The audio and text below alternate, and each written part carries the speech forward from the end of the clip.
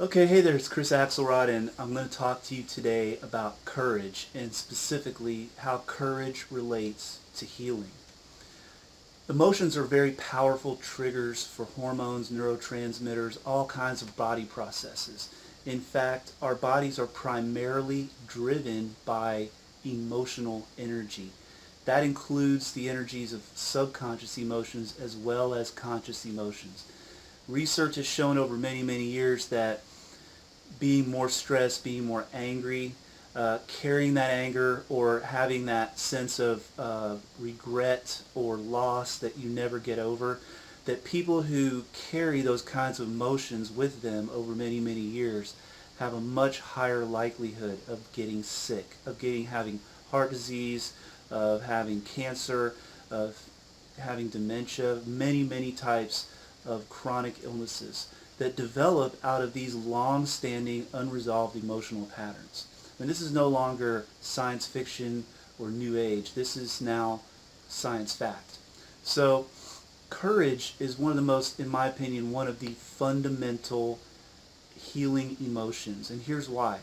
First of all, it takes courage to recognize that you have a problem or that you have some type of an issue that you need help with. It takes courage to look at yourself and say, something's not right here. I'm not perfect. I need help. It takes a lot of courage. The second thing that courage does is it gives you the impetus to try something new. Now, as a human being, our default is to stay comfortable, to stay in our comfort zone, to keep doing the things that are easy, to keep doing the things that have worked, over the last months and years, or maybe for our entire lives.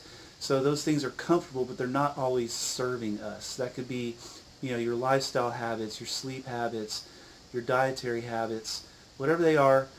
They're your habits. It's your comfort zone.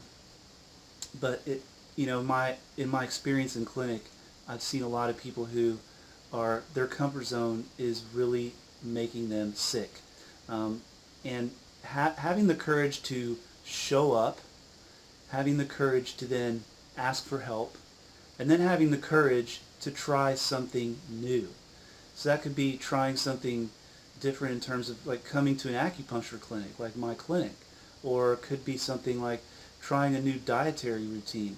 Sometimes it can be difficult, or we can perceive, it's actually not difficult, but we can perceive changing our diets as something very difficult. If we're used to drinking juice and caffeinated beverages and energy drinks and soft drinks, and now we want to drink only water, which is what I recommend that everybody do, we can perceive that to be a very difficult change, but actually the perception that it's difficult is what makes it difficult, because it's actually very easy. You just stop drinking those other things and start drinking water.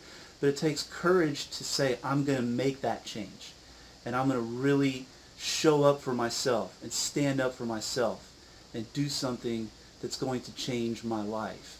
So again, the first step in that pathway, the first step is always you are having the courage to see your fallibility, to see the ways that you've been hurting yourself and the ways that you haven't been taking care of yourself.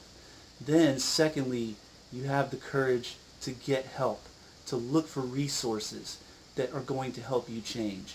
And then third, you have the courage to actually implement the change. And that third step is absolutely the most critical step.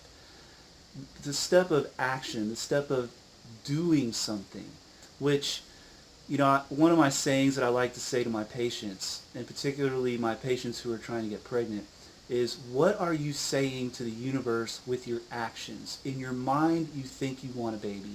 In your mind, you think that a baby's going to make your life better. In your mind, you're looking around and you want to be like your friends and your contemporaries who are all having their kids. But your actions may be saying something different. You're staying up till 1 in the morning every night doing extra work. There's barely enough time in the day for you to even eat breakfast, much less take a minute for yourself just to rest every day and be calm. So your actions are saying there's no room for a baby in my life. Your actions are saying that I don't have space for that. And the universe responds to action. So no matter what situation you find yourself in, health-wise, financially, in your life, in your relationships, it's your actions that speak. It's your actions that tell the story. So remember that.